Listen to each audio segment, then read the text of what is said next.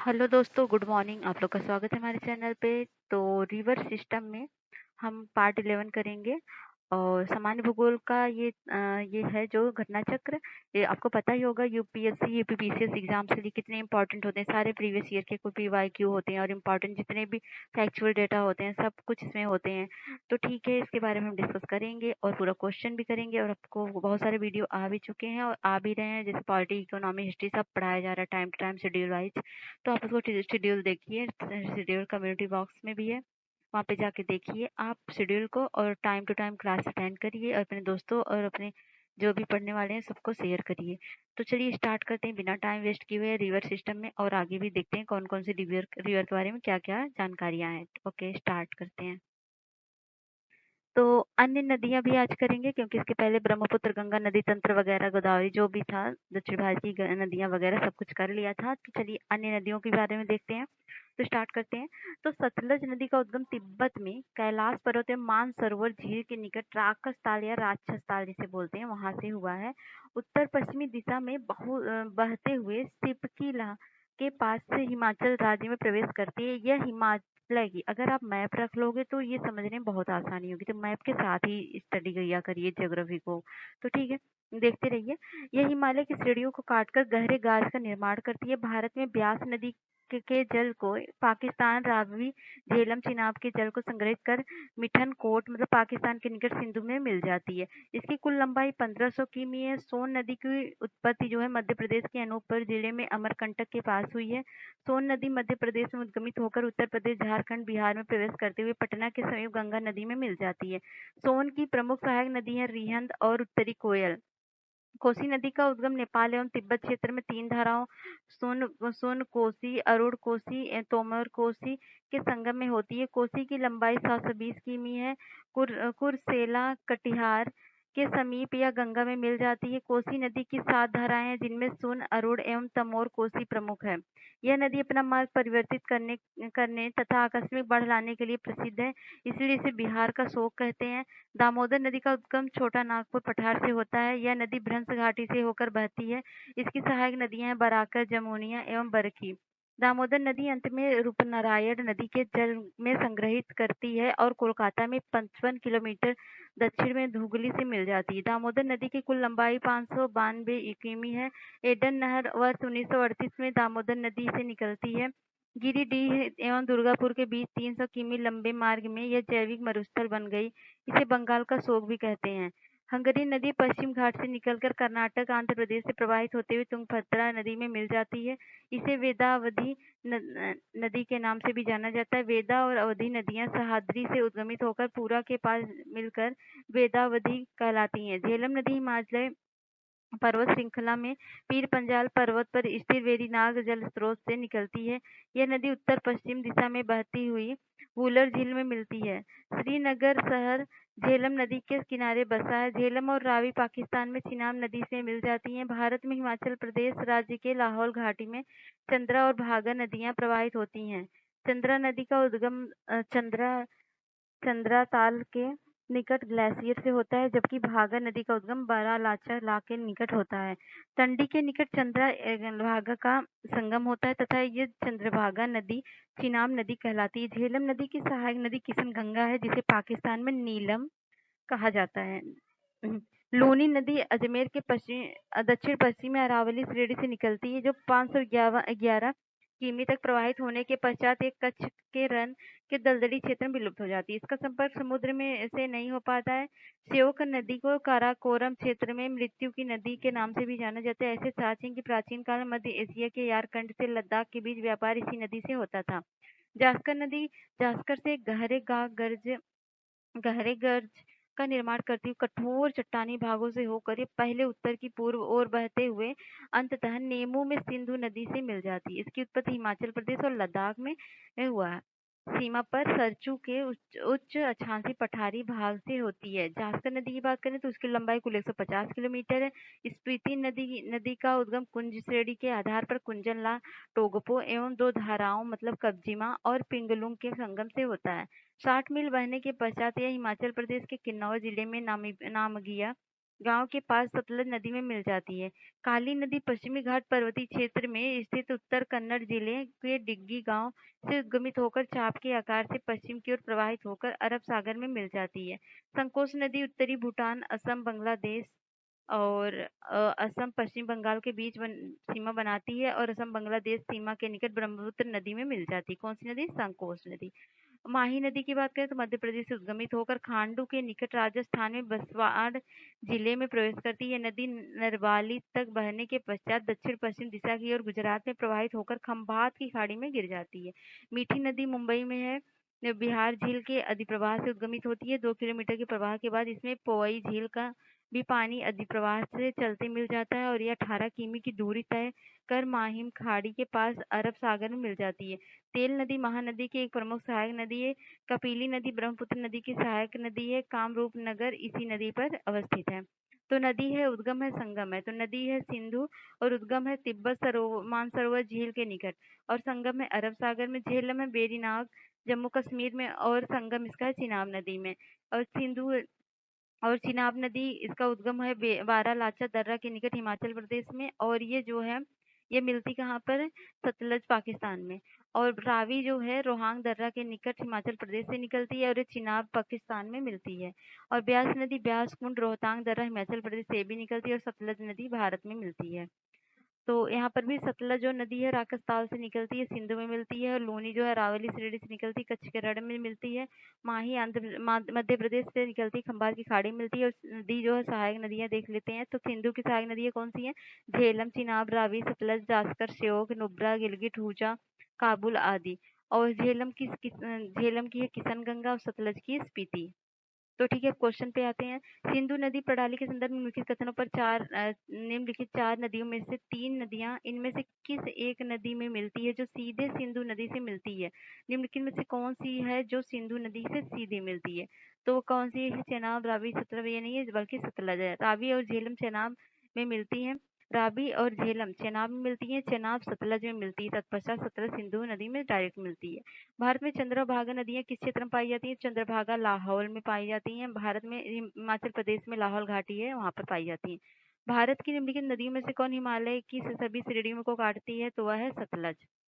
सतलज हिमालय की श्रेणियों को काटकर गहरे गाज का निर्माण करती है। नदी हिमालय पर नदी है।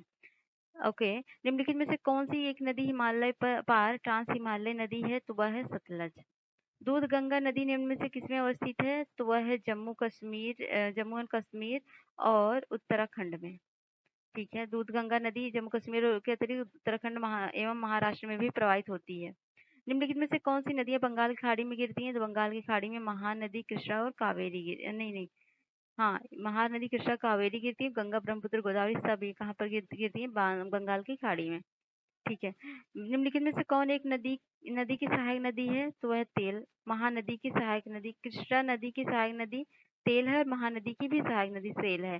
तो तेल नदी कृष्णा नदी की सहायक नदी नहीं है। अच्छा, नहीं है पूछा, तभी तो बोल रही हूँ महानदी है जो तेल की सहायक नदी महानदी है। तो इसमें से डान तुंगभद्रा भीमा ये सब कृष्णा की सहायक नदी है और जो तेल है ना वो महानदी की सहायक नदी है। तो देख लेते हैं यहाँ एक्सप्लेनेशन। कृष्णा की प्रमुख सहायक नदियां कोयना, यारला, डीना, वाड़ा, पचगंगा, घाटप्रभा, भीमा तथा तुंगभद्रा। हंगरी की सहायक नदी कौन सी है? तो तुंगभद्रा है। निम्नलिखित में कथनों पर ध्यान देना है और क्या करना है इसको उत्तर दक्षिण दिशा में लगाना है। तो उत्तर से दक्षिण दिशा में लगाएं किशन गंगा, गंगा, वेन गंगा और पेन गंगा को। तो ये हो जाएगा, ये सारे लगे हुए हैं।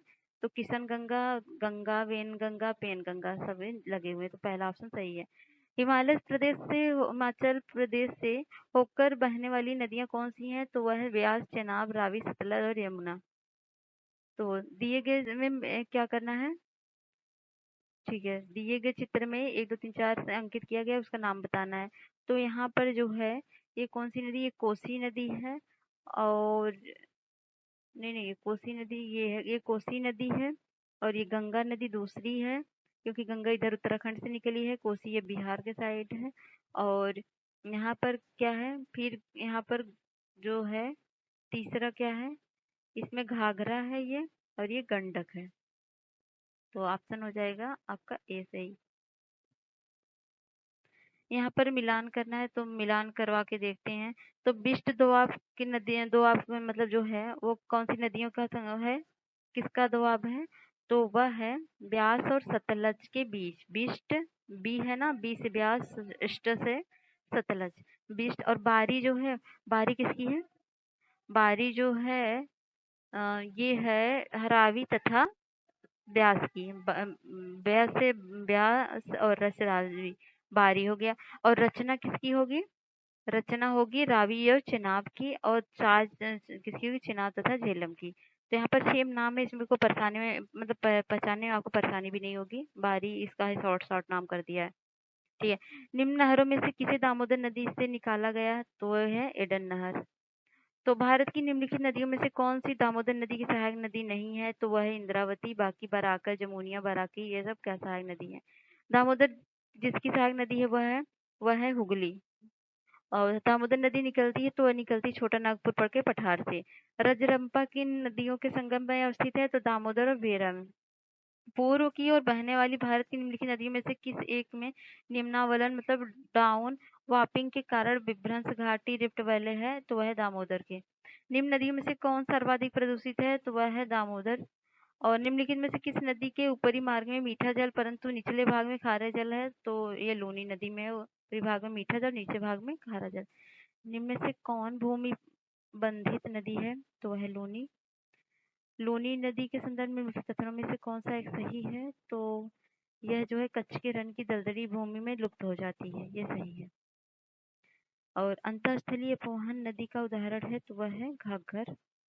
और वर्ष 2008 में बिहार की कौन सी नदी में ने अपना मार्ग परिवर्तित किया एवं आपदा की स्थिति उत्पन्न की? तो वह कोसी, बिहार का शोक भी कहा जाता है इसको। निम्न नदियों में से सबसे अधिक नदी पथ परिवर्तन किया है किसने? कोसी नदी ने। निम्न नदियों में से कौन अपने मार्ग में परिवर्तन करने के लिए कुख्यात है? तो वह है कोसी नदी। खारी नदी जिस अपवाह तंत्र का अंग है वह है बंगाल की खाड़ी। और निम्न में से कौन सी नदी का स्रोत हिमनदों में नहीं है? तो वह है कोसी का। कोसी नदी 3 धाराओं सोन, अरुण, तमोर, कोसी के संगम से निर्मित होती है। अतः इस प्रश्न के संदर्भ में कोसी सर्वाधिक उपयुक्त उत्तर होगा। त्रिवेणी नदी में किस नदी से पानी आता है? तो वह आता है गंडक से। त्रिवेणी नहर किस नदी पर निर्मित है? तो वह है गंडक नदी पर। भारत में उत्तर से दक्षिण की ओर जाते हुए नीचे दी गई नदियों का निम्नलिखित में से सही अनुक्रम कौन सा है? तो है श्योक, जासकर, स्पीति और सतलज। तो वह दक्षिण की ओर जाने वाला है श्योक, जासकर, स्पीति और सतलज। संथाल परगना में लगने वाला दुमका का हिजला मेला किस नदी के तट पर आयोजित किया जाता है? तो वह मयूराक्षी के। संथाल परगना में दुमका के हिजला नामक स्थान पर जनजातीय मेला लगता है। हिजड़ी मयूराक्षी नदी के तट पर अवस्थित है।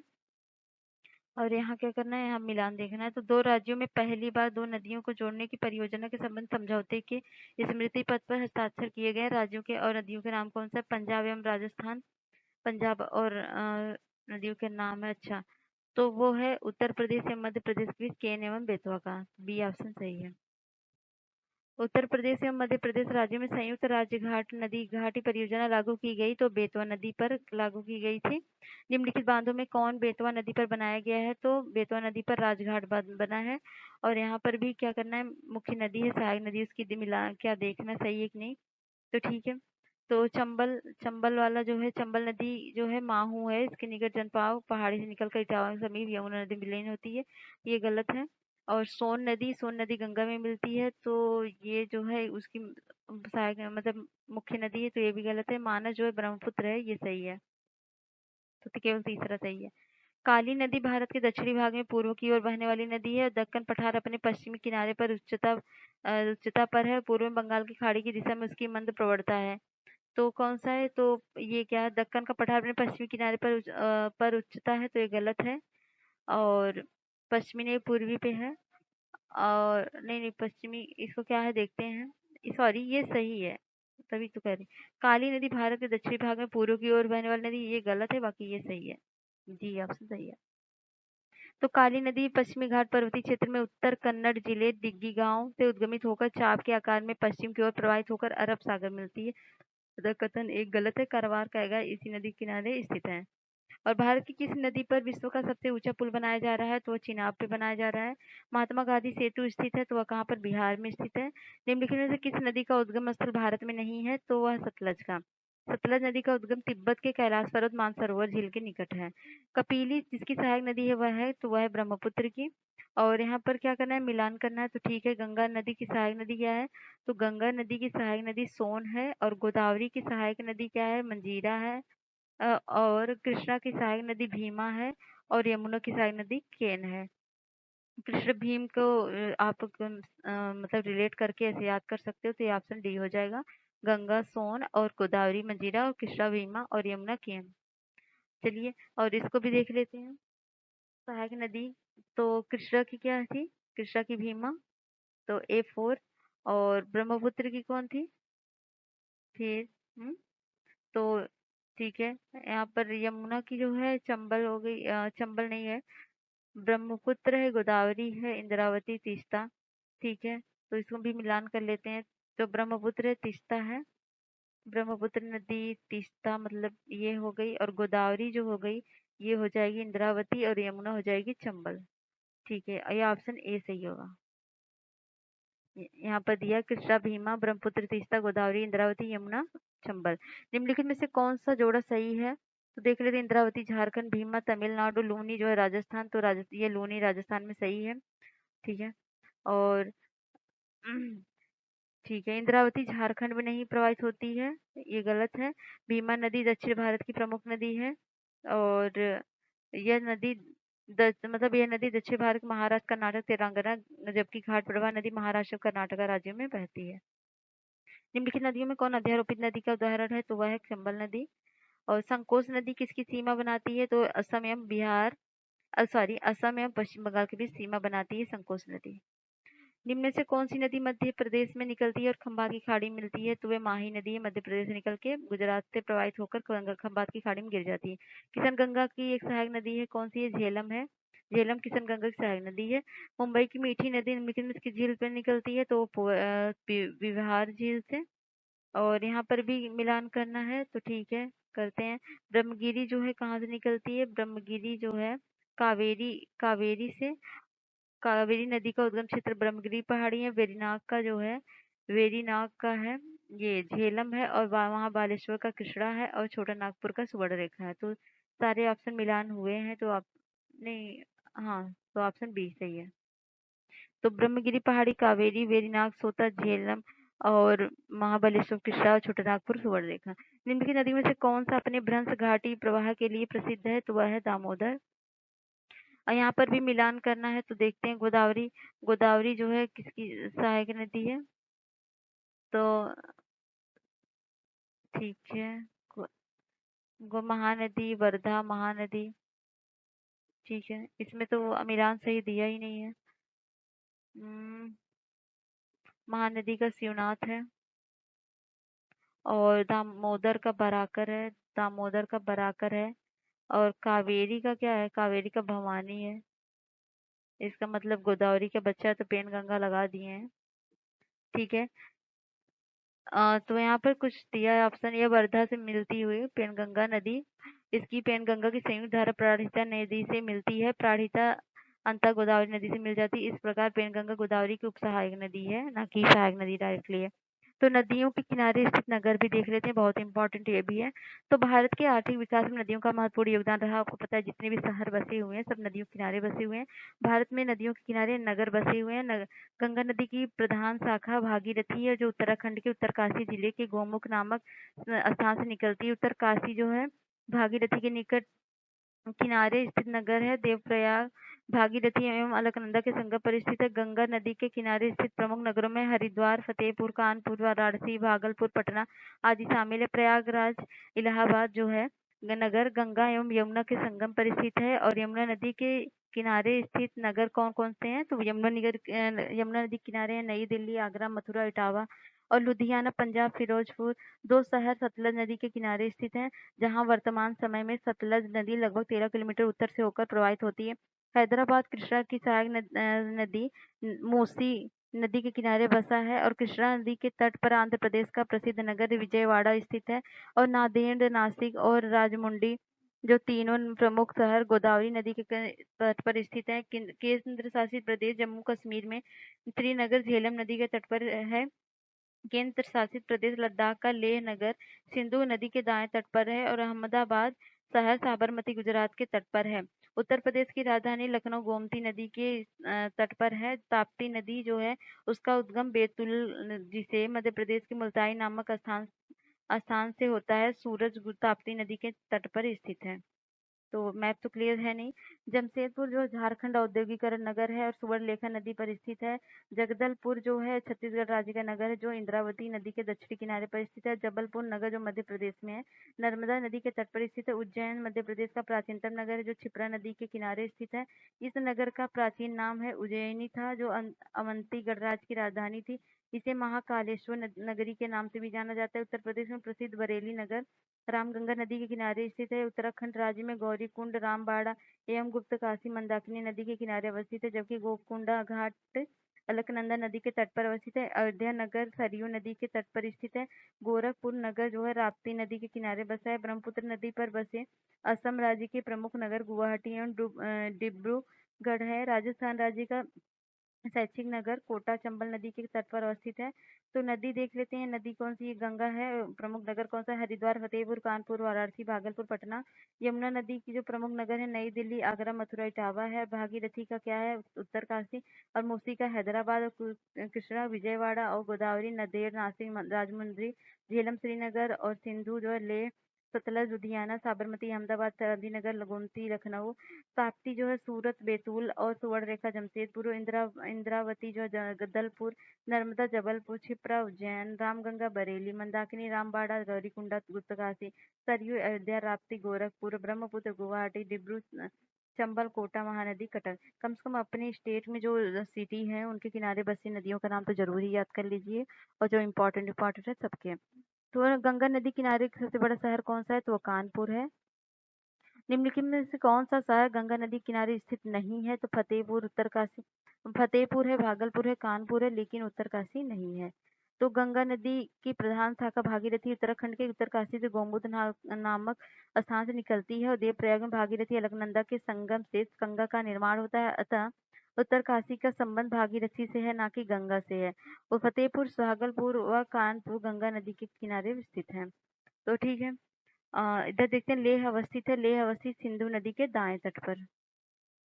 और निम्नलिखित में से कौन एक सुमेलित नहीं है? तो गोरखपुर जो है राप्ती नदी के किनारे है, या लुधियाना रावी नदी किनारे, जबलपुर नर्मदा किनारे, या फिर सूरत और ताप्ती के। तो इसमें से कौन सा सही नहीं है? तो लुधियाना रावी ये सही नहीं है, क्योंकि लुधियाना सतलज नदी के पुराने किनारे पर स्थित है। अगला है, निम्नलिखित में से कौन सा जोड़ा गलत है?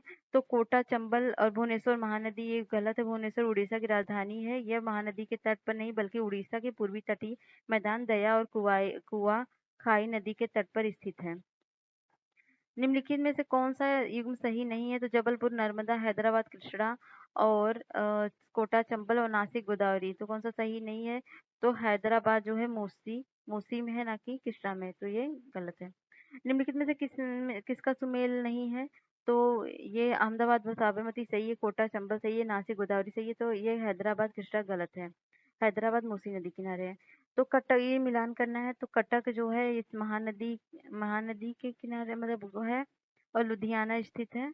लुधियाना जो है वो है सतलज के पास। और नासिक जो है क्षिप्रा न, नासिक जो है ये गोदावरी के पास है। उज्जैन क्षिप्रा के पास है। इस तरह से ऑप्शन ए सही हो जाएगा। तो यहाँ पर देख लीजिए, कटक उड़ीसा महानदी, लुधियाना सतलज और नासिक गोदावरी और उज्जैन क्षिप्रा। निम्नलिखित में से कौन सा नदी सुमेलित नहीं है? तो देख लेते हैं, अहमदाबाद व साबरमती किनारे है, लखनऊ गोमती किनारे, भुवनेश्वर जो महानदी किनारे नहीं अभी बताया गया, और भुवनेश्वर महानदी तट पर नहीं बल्कि उड़ीसा के पूर्वी तटीय मैदान महानदी के दक्षिण पश्चिम में अवस्थित है। तो ये गलत है, बाकी सब सही है। तो ये उज्जैन स्थित है। तो उज्जैन कहाँ स्थित है? क्षिप्रा नदी के तट पर। और ये भी मिलान करना है, तो ये भी देख लेते हैं। बैतूल जो है समीपवर्ती नदी है। तो बैतूल जो है वो है ताप्ती नदी के समीपवर्ती। और जगदलपुर जो है वो इंद्रावती के निकट है। और जबलपुर जो क्षिप्रा नदी किनारे, उज्जैन जो क्षिप्रा नदी किनारे है। और हाँ, और ये जो है जबलपुर नर्मदा। ठीक है, ऑप्शन बी सही हो जाएगा। ये निम्नलिखित में से कौन एक मंदाकिनी नदी किनारे अवस्थित नहीं है? तो वह है गोविंद घाटी। तो गौरीकुंडा, रामबाड़ा एवं गुप्तकाशी मंदाकिनी नदी के किनारे अवस्थित है, जबकि गोविंद घाट अलकनंदा एवं लक्ष्मण गंगा नदी किनारे अवस्थित है। तो यहाँ पर देख लेते हैं प्रसिद्ध नदी स्थान और नदी क्या सही है। पंढरपुर जो है चंद्रभागा, और तिरुचिरापल्ली जो है कावेरी, ये दोनों सही है। हम्पी जो है मालप्रभा नहीं है, ये गलत है। बाकी ए बी सही सही है, मतलब पहला दूसरा। कश्मीर में पहलगाम किस नदी के किनारे बसा है? तो पहलगाम लिद्दर के किनारे बसा है। कश्मीर पहलगाम लिद्दर नदी के किनारे बसा है। लिद्दर झेलम नदी की सहायक नदी है। तो बीपीएससी में पूछा गया। तो चलिए ये भी कर लेते हैं, छोटा सा है। तो जलप्रपात प्रपात और झीलों के बारे में कर लेते हैं। जलप्रपात सबसे साधारणतः पानी के संकलित रूप से गिरने का, मतलब जो झरना होता है उससे।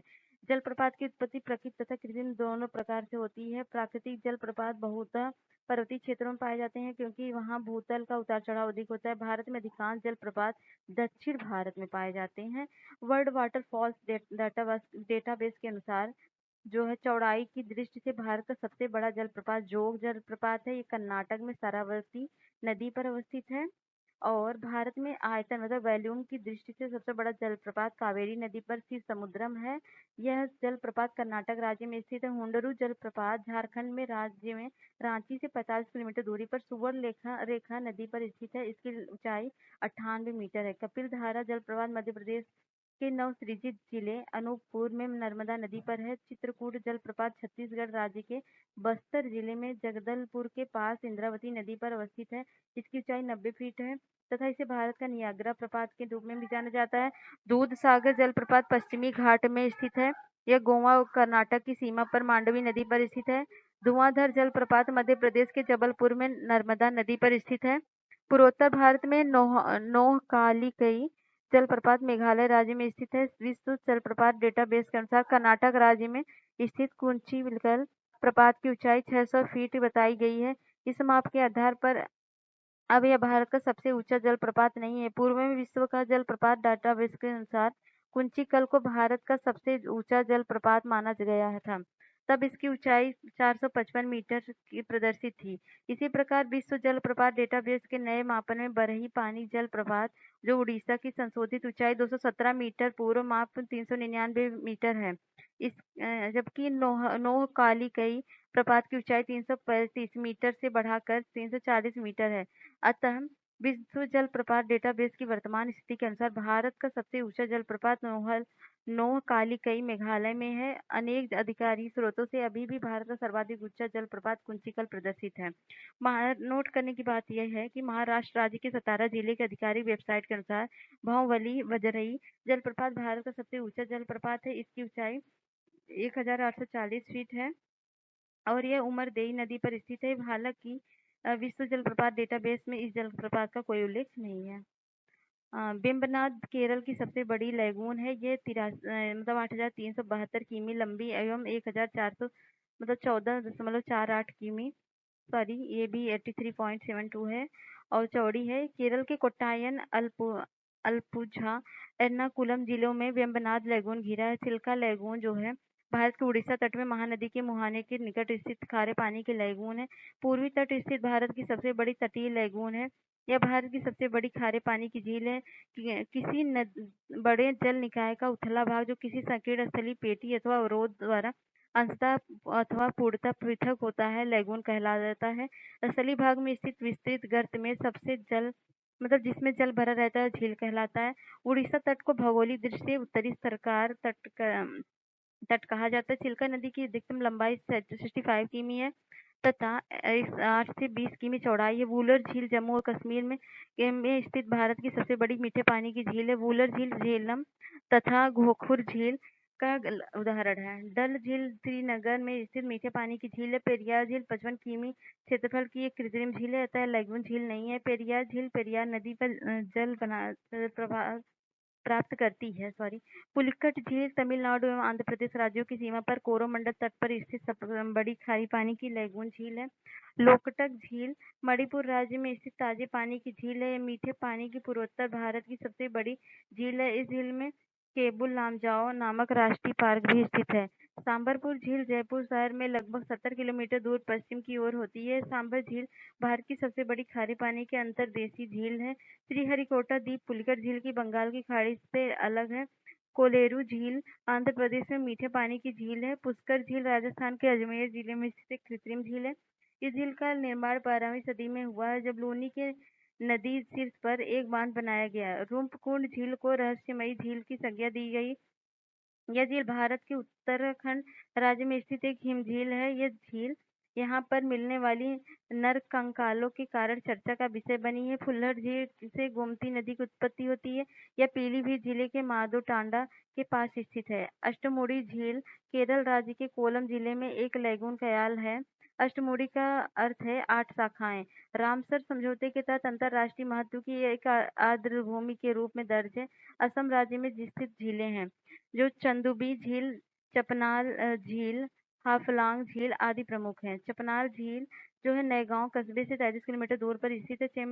चेम्बर मपक्कम झील तमिलनाडु में चेन्नई से दक्षिण में स्थित है। इस झील से अडायर नदी का उद्गम होता है। चेन्नई महानगर की जलापूर्ति इसी नदी से होती है।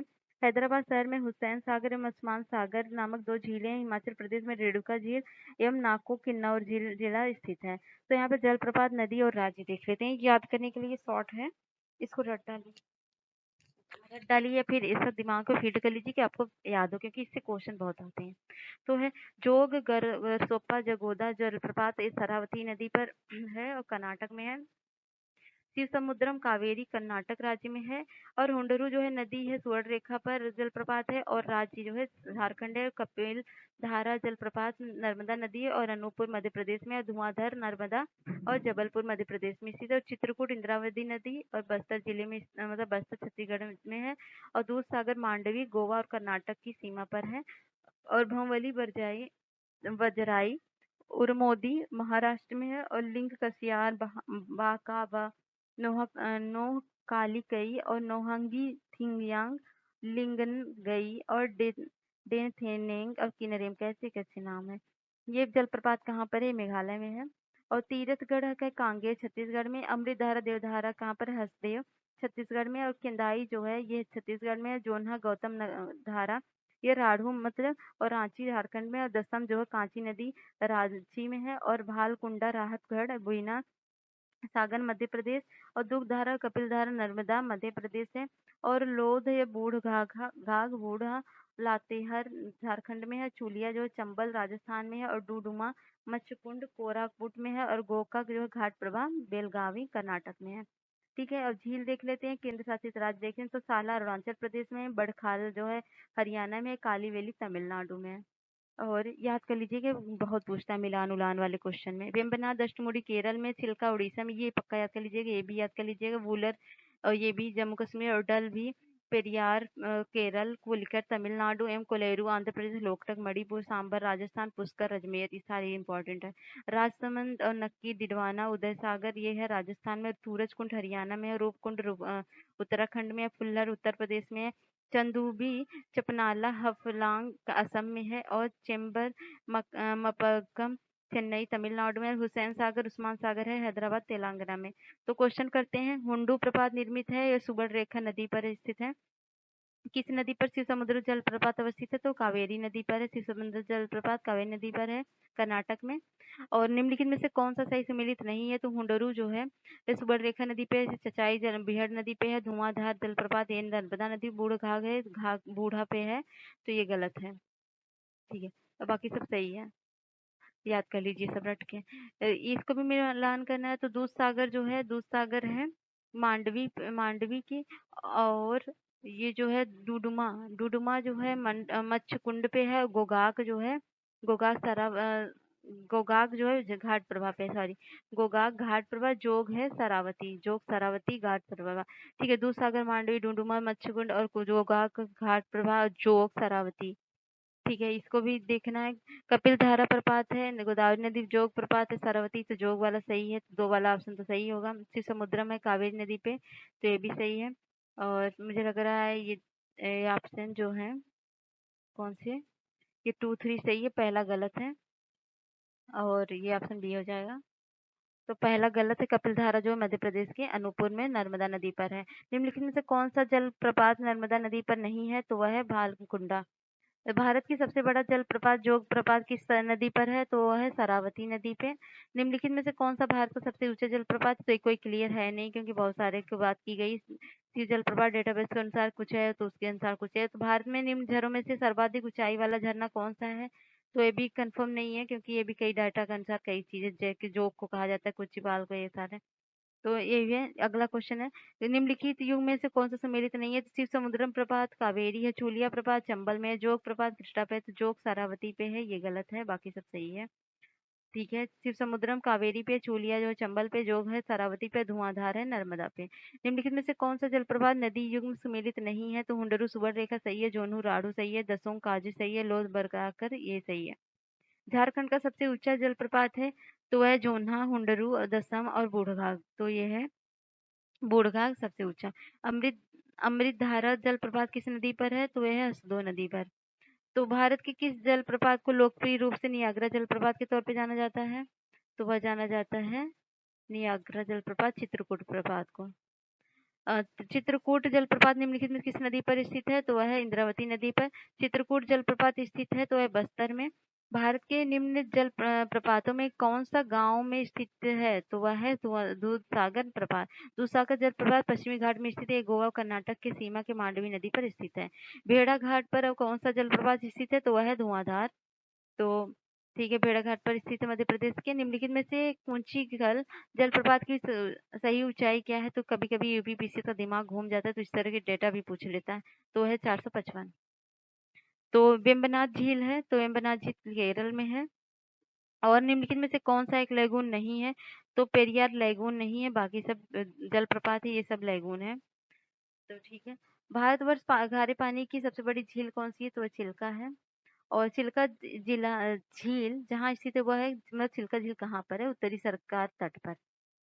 और ठीक है, निम्नलिखित में से भारत के पूर्वी तट पर स्थित सबसे बड़ी लैगून कौन सी है? तो पूर्वी तट पर है चिल्का। कोलेरू ये मीठे पानी की झील है जो गोदावरी और कृष्णा नदियों के बीच अवस्थित है। ये आंध्र प्रदेश राज्य में एक रामसर स्थल भी है। तो यहाँ पर दिया गया है, सबके बारे में थोड़ा पढ़ लीजिएगा पॉज करके। निम्नलिखित में से कौन सी जोड़ी सुमेलित है? तो लोकटक मणिपुर में, ये सही है। डिंडवाना हरियाणा में है, जबकि डिंडवाना उदय सागर झील राजस्थान में है, ये दोनों। और कुलेरू झील जो है ये आंध्र प्रदेश में है। बाकी ये सही है, बाकी सब गलत है। निम्नलिखित में से कौन दो भारतीय राज्यों की साझेदारी वाली झील है? तो वह है पुलिकट। पुलिकट जो है आंध्र प्रदेश और तमिलनाडु के बीच अवस्थित है। और ये कौन सा क्वेश्चन है, भारत के किस राज्य में फुल्लड़ झील स्थित है? तो फुल्लड़ झील है उत्तर प्रदेश में। फुल्लड़ झील उत्तर प्रदेश में पीलीभीत जिले के मांदोर तांडा के पास स्थित है। निम्नलिखित में कौन सुमेलित नहीं है? तो वेम्बनाथ केरल सही है। लोकटक जो है, लोकटक कहाँ पे है? लोकटक मणिपुर में, ये गलत है, बाकी सब सही है। डल कश्मीर में, पुलिकट आंध्र प्रदेश तमिलनाडु सीमा पर। ये भी मिलान देखना है कि नहीं। लोनार जो है मध्य प्रदेश में सही है, नक्की गुजरात में है, कोलेरू आंध्र प्रदेश में। तो कोलेरू जो है, कोलेरू झील आंध्र प्रदेश एवं पुलिकट पुलिकट झील आंध्र प्रदेश। क्या पूछा है? सुमेलित है, सॉरी, कोलेरू जो है आंध्र प्रदेश में है, सुमेलित है। लोनार जो है या महाराष्ट्र, मध्य प्रदेश कहाँ से आ गया? महाराष्ट्र में है। और नक्की झील राजस्थान में है। और जो है पुलिकट जो है, ये पुलिकट जो है, पुलिकट झील कहाँ पड़ती है? हाँ, तो पुलिक्कट झील आंध्र प्रदेश में पड़ती है, आंध्र प्रदेश और तमिलनाडु की सीमा पे।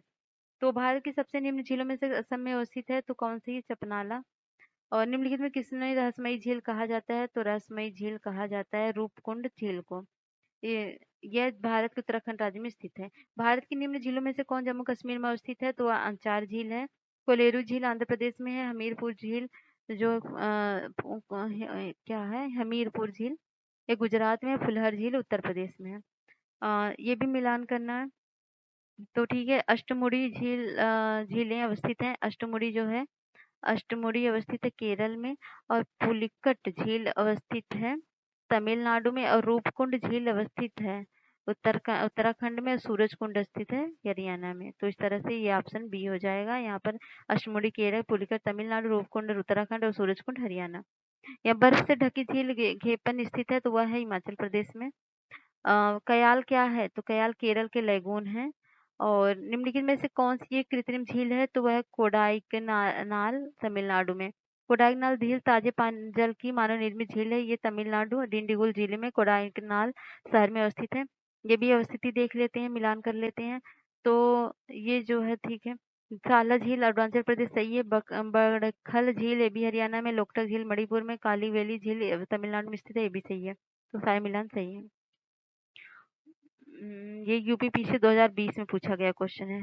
सोचिए ऐसे क्वेश्चन पूछता है। ठीक है, याद कर लीजिए, क्या कर सकते हैं, याद ही करने वाला चीज है ये। निम्नलिखित में से कौन भारत की सबसे बड़ी पानी की झील है? तो वह है बुलर झील। और निम्नलिखित में से कौन सुमेलित नहीं है? तो हिमाचल प्रदेश, मणिकर्ण, उड़ीसा जो है तप्तपानी, तो ये है सुमेलित नहीं है, बाकी सब सुमेलित हैं। यहाँ पर एक्सप्लेनेशन दिया है, देख लीजिएगा। भारत के संदर्भ में डिडवाना, कुंचमन, सरगोन और खाटू किसके नाम है? तो यह है नाम लवड़ झील के। सांभर झील, डिडवाना, घाटू, डोगाम, केचामान, सरगोल आदि राजस्थान की प्रसिद्ध लवड़ी झील है।